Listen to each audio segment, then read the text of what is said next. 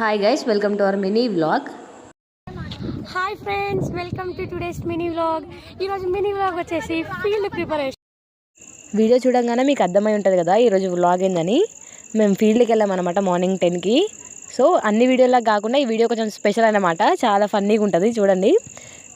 అబ్బబ్బబ్బా, అసలు చాలా ఎండ కొడుతుండే, ఫుల్ ఎండకి అసలు చేయలేకపోయినాం. సరే, కానీ మా కోసం మేము చేయాలి కాబట్టి మా ఫీల్డ్, సో కష్టపడ్డాం అనమాట అట్లా.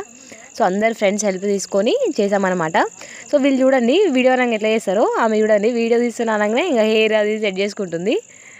సో మా వాళ్ళు అయితే వీడియో పిచ్చోళ్ళు అందరు సగం మంది.